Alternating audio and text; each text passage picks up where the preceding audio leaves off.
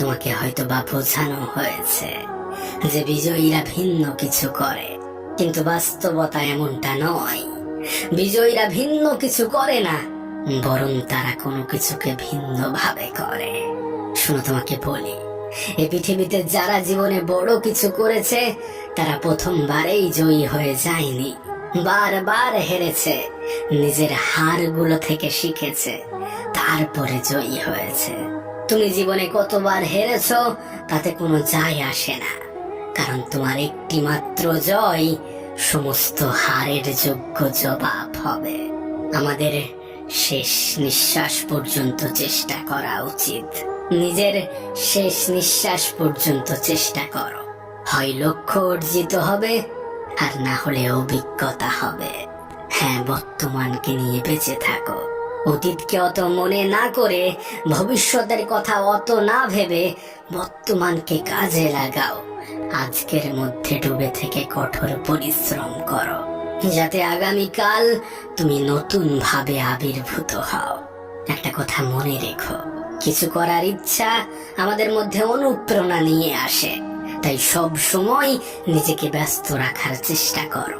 কারণ যার হাতে অঢেল সময় আছে সেদিনের বেশিরভাগ সময়টাই দুঃখ, কষ্ট, ডিপ্রেশনের মধ্য দিয়ে অতিবাহিত করে।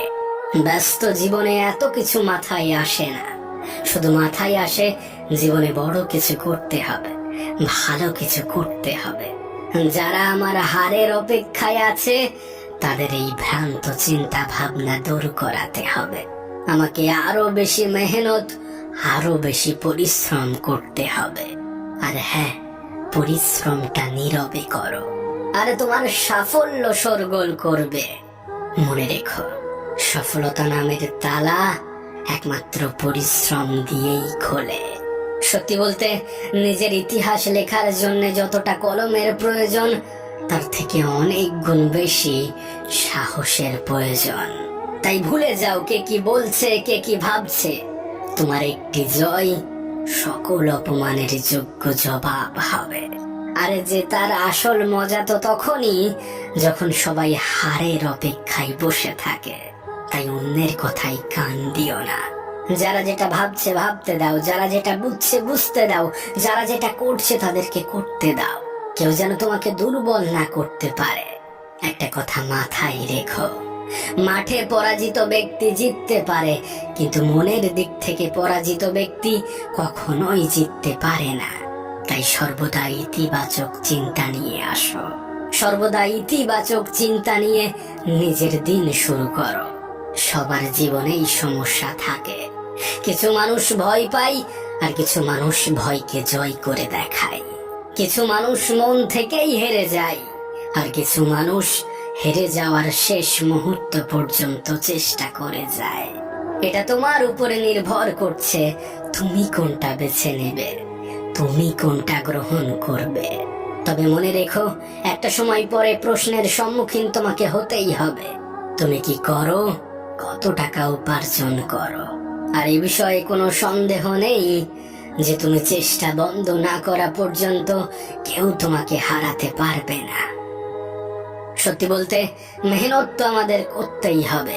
কেউ যদি আজ করে তাহলে কাল সুখে কাটাবে, আবার কেউ যদি আজ সুখে কাটাই তাহলে কাল তাকে করতে হবে। তবে মনে রেখো, সময়, শরীর সবার সাথ দেবে না। একটা সময় পরে আমাদের শরীর আমাদের সাথ দেবে না, তখন হয়তোবা চাইলেও আমরা পেরে উঠবো না। তাই যেটা করার সেটা আজ করো। পরিশ্রমের নেশা করো, যাতে তোমার রোগ হয় সাফল্যের। পরিশ্রম করো, কারণ এই পৃথিবীর পরিচালক মেহনতশীল ব্যক্তিদের অধিক পছন্দ করেন। দুঃখের মধ্য দিয়ে যেমন সুখের পরিচয় পাওয়া যায়, ঠিক তেমনি পরাজয়ের মধ্য দিয়ে জয়ের সূচনা হবে। যদি তুমি জীবনে ভিন্ন কিছু করতে চাও তাহলে কখনোই ভিড়ের অংশীদার হয়ো না, কারণ ভিড় সাহস দেয় ঠিকই, কিন্তু পরিচয় কেড়ে নেয়। জানো সাফল্যের সব থেকে বিশেষ বৈশিষ্ট্য কি? এটি তাদের প্রতি আকৃষ্ট হয় যারা কঠোর পরিশ্রম করে।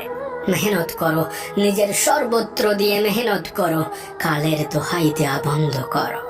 আজ নয় কাল করব, এ চিন্তা ভাবনা ঝেড়ে ফেলো, এ চিন্তা ভাবনা ত্যাগ করো। মনে রেখো, যারা অপেক্ষা করে তারা ততটাই পায়, অন্যরা যতটা ছেড়ে চলে যায়। তুমি তোমার গন্তব্য থেকে ততক্ষণ দূরে থাকবে যতক্ষণ না পর্যন্ত তুমি প্রথম পদক্ষেপটা নিচ্ছ। আমরা তো শুরু করতেই ভয় পাই, কিন্তু সত্যি বলতে শুরু করার পরে যে কোনো জিনিসই সহজ মনে হয়। শুরু করো, যত দ্রুত সম্ভব শুরু করো।